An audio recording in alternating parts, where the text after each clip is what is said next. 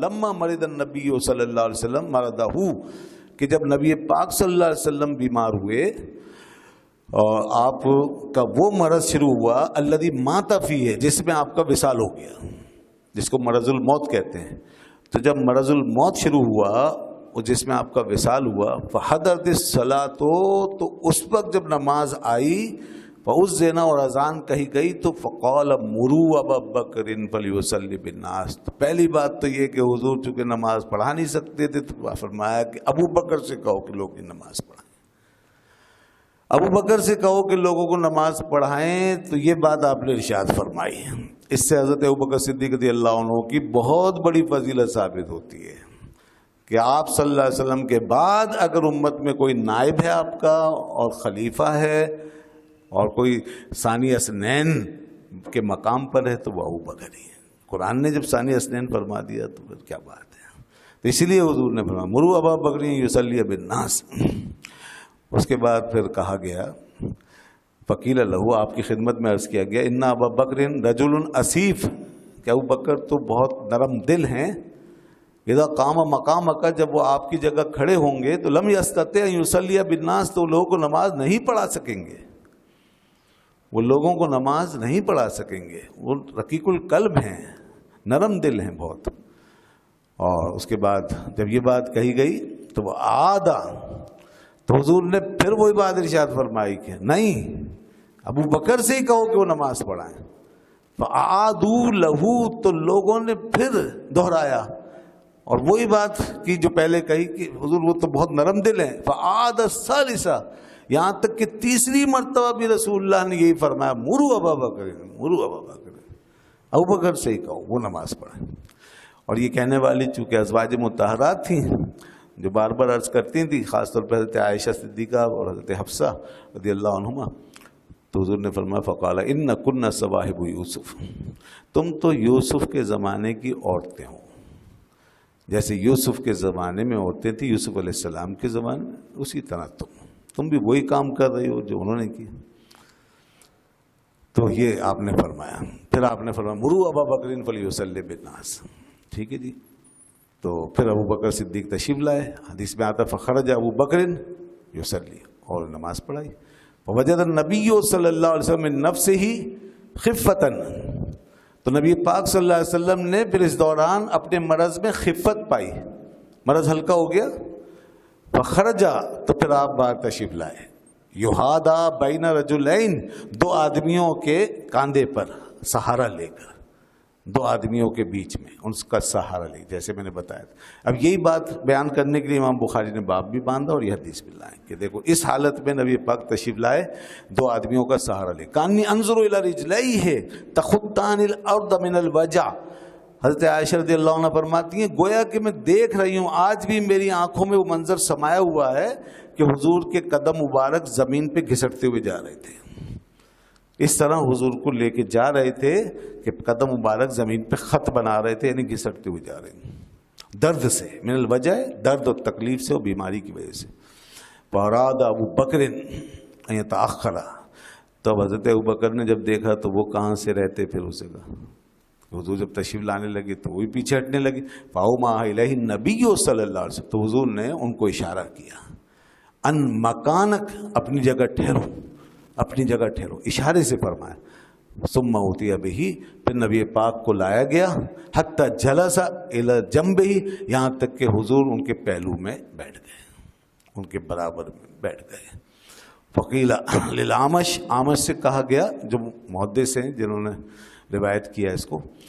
فکان النبی صلی اللہ علیہ وسلم یصلی و ابو بکر یصلی بصلاتی، عامش سے پوچھا گیا، امام عامش سے، کہ کیا نبی پاک صلی اللہ علیہ وسلم نماز پڑھا رہے تھے اور ابو بکر آپ کی نماز کی اقتدا کر رہے تھے؟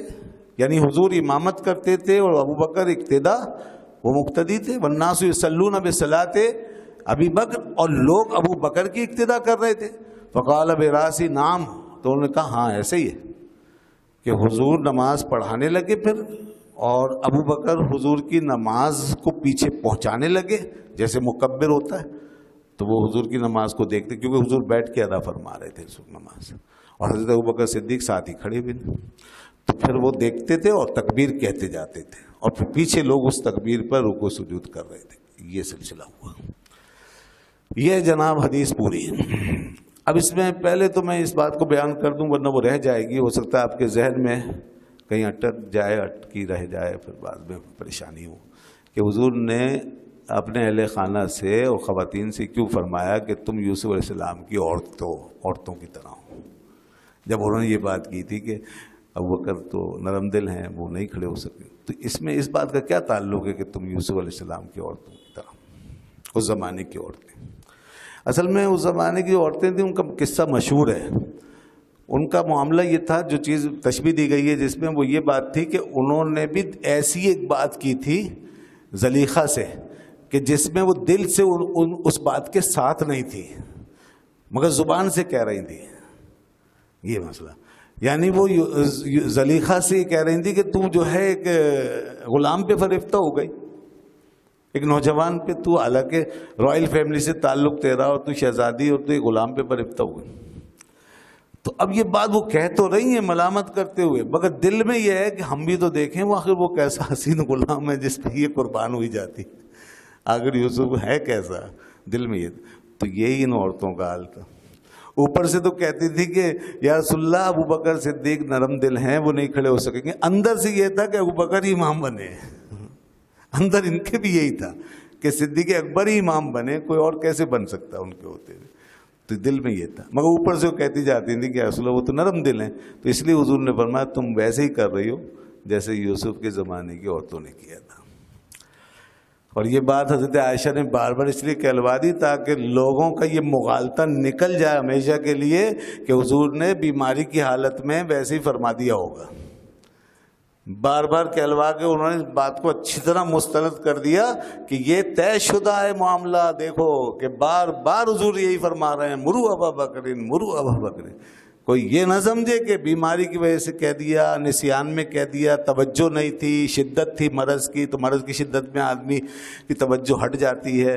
کوئی ایسا کوئی بہانہ نہ نکالے، کیونکہ بڑے بڑے پڑے میں جگادری ابھی بھی نہیں مانتے. نہیں ماننے والے تو اس صورت میں تو اور زیادہ نہیں مانتے، مگر کرنے والے اپنا کام کر گئے اور حجتیں تمام کر گئے. اب کوئی نہ مانے تو اسی پہ پھٹکار پڑے گی. اب قیامت کے دن کوئی جواب نہیں ہوگا اس کے پاس. لوگوں نے تو اپنا کام کر دیا. امہات المومنین نے بھی پوری وضاحت کروا دی کہ نہیں، سیکنڈ ابو بکر ہی ہیں، ثانی حسنین صرف وہی ہیں. خلیفہ، یہ خلافت کی طرف اشارہ ہے پورا پورا. حضرت ابو بکر صدیق خلیفہ بلا فصل وہی.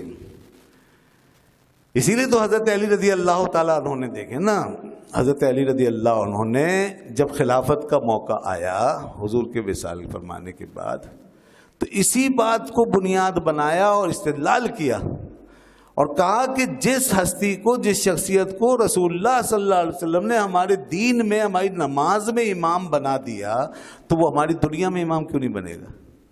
بدرجہ اولا ہمارا امام ہوگا. یہ بات دنیا کو بتائی انہوں نے اور پھر بیعت کر لی اور صدیق اکبر رضی اللہ عنہ سب کے متفق خلیفہ قرار پائے. تو یہ بالکل واضح بات ہے. یہاں سے ان کی خلافت کا اشارہ بھی ہے، افضلیت کا بھی پتہ چل گیا. امام وہی ہوتا ہے جو افضل ہوگا، اور اللہ کے رسول جسے امام بنائیں گے تو وہ تو ہر لحاظ سے افضل قرار دینا پڑے گا.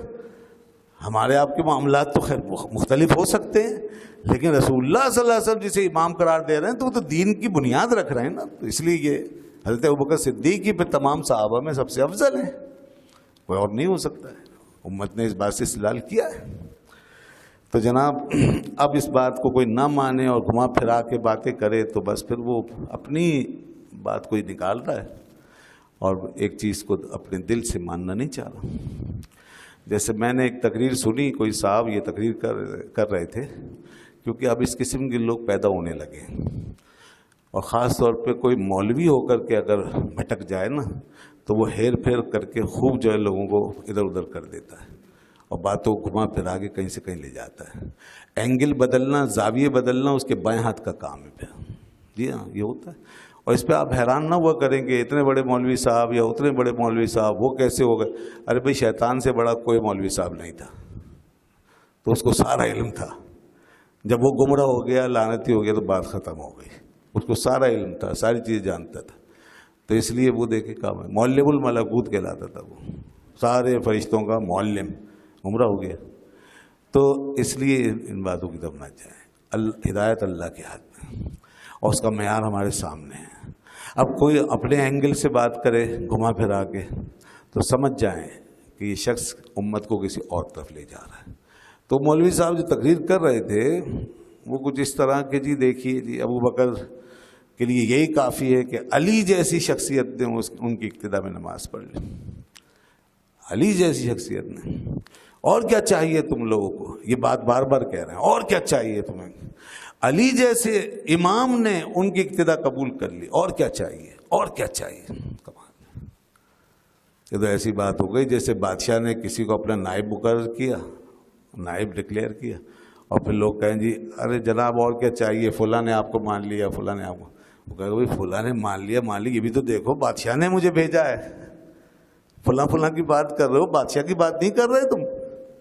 تو کیا بادشاہ کی طرف سے جو ہوا اس کی کوئی حیثیت نہیں ہے، اس کے اعلان کی، اس کے فیصلے کی؟ تو فلاں کی بات کیوں؟ یہ ایسی بات ہو جائے گی نا مثال کے طور پہ۔ تو اب رسول اللہ سے بڑھ کے کون ہے؟ جب اللہ کے رسول نے انہیں امام بنا دیا اور حضور نے فیصلہ کر دیا، بلکہ اور تو اور خود رسول اللہ نے بھی نماز پڑھ لی ان کے پیچھے آ کر۔ ہاں، حالانکہ رسول اللہ سے افضل کوئی نہیں ہو سکتا، لیکن حضور نے بھی نماز پڑھی۔ ایک آدھ حدیث میں ایسا بھی ہے، ترمذی میں حدیث موجود ہے، ایک موقع پہ ایک نماز ایسی ہوئی کہ حضور پیچھے ان کی اقتداء کرتے تھے اور وہ امامت کرتے تھے۔ پیچھے کا مطلب برابر میں حضور اقتداء کرتے تھے اور وہ امامت۔ ترمذی کی حدیث ہے، یہ حضرت انس سے ترمذی میں ہے، اور امام احمد نے بھی اس کو روایت کیا۔ تو جس شخص کو رسول اللہ صلی اللہ علیہ وسلم نے یہ مقام دے دیا اور ان کو سب پر امام مقرر کر دیا، اور کتنی نمازیں انہوں نے پڑھائی، ملا علی قاری رحمۃ اللہ نے لکھا ہے کہ 17 نمازیں پڑھائی ہیں حضور کے زمانے میں حضرت ابوبکر صدیق نے، 17 نمازیں۔ تو اب یہ دیکھیں گے نا کہ وہاں سے کیا ملا ان کو، یا یہ دیکھیں گے کہ حضرت علی نے ان کے پیچھے نماز پڑھی، فلاں نے پڑھی، تو فضیلت وہاں سے شروع ہوگی، یہاں سے نہیں دلوائیں آپ، وہاں سے دلوائیں۔ اور یہاں سے یہ کہا جائے گا کہ جو فضیلت آقا نے دی تھی حضرت علی نے اسی کی پیروی کی، اور امت نے اسی فیصلے کو قائم رکھا اور مانا۔ کیوں نہ مانے؟ کیونکہ وہ رسول کا کلمہ جو پڑھتے ہیں ان سے بڑھ کر کون ہے پیروکار پھر؟ اس لیے انہوں نے اسی چیز کو قائم رکھا جو رسول اللہ صلی اللہ علیہ وسلم فیصلہ کیا۔ تو یہ باتیں اس طرح کی کرتے ہیں جس سے کہ ایسا لگتا ہے اینگل بدل رہا ہے اور معیار بدلنا چاہتے ہیں، اسے معیار بدلے گا۔ دیکھیے جناب، ہم یہ کہتے ہیں تمام چیزوں کا معیار اللہ رسول کی ذات ہے، یہ دین ہے، اور جو کچھ شروع ہوتا ہے قرآن و حدیث سے، ساری فضیلتیں، سارے کمالات، ساری چیزیں، سارا دین قرآن و حدیث سے نکلے گا۔ قرآن و حدیث کی نسبت سے ہی پھر سب کو مانا جاتا ہے۔ جی ہاں، اب اہل بیت اطہار کا معاملہ ہو یا صحابہ کرام کی عزت و حرمت کا معاملہ، یہ سب قرآن و حدیث کے تابع ہے۔ ان کی بزرگی بھی چونکہ قرآن و حدیث نے منوائی ہے تو اس لیے مانتے ہیں، اور ان کی بزرگی و عظمت بھی قرآن و حدیث سے منوائی ہے۔ رسول اللہ صلی اللہ علیہ وسلم کی ذات ہی منبع اور سرچشمہ ہے، اور اس دین کے دائرے کا مرکز حضور کی ذات ہے اور کوئی نہیں۔ پھر جتنا دائرہ بنے گا وہ سب محترم ہوگا، کیونکہ اس کا مرکز رسول اللہ ہے۔ اور اگر یہ اس قسم کی باتیں کی جائیں جس سے کہ وہ سینٹر ہی بدلنا شروع ہو جائے، مرکز ہی چینج ہونا شروع ہو جائے، بجائے اس کے کہ حضور کی ذات مرکز رہے کوئی اور چیز مرکز بنے، جیسے اہل بیت اطہار کو مرکز بنا لے اور دین کو یہاں سے شروع کرنے لگے، تو پھر گڑبڑ ہو جائے گی۔ یا صحابہ کرام کی ذات کو سینٹر بنا کے وہاں سے دین شروع کریں، تو رسول اللہ صلی اللہ علیہ وسلم کو چھوڑ کے آپ کسی طرف بھی جاؤ گے تو دین نہیں رہے گا۔ ہم حضور کی وجہ سے سب کو مانتے ہیں، نہ کہ سب کی وجہ سے حضور کو مانتے ہیں۔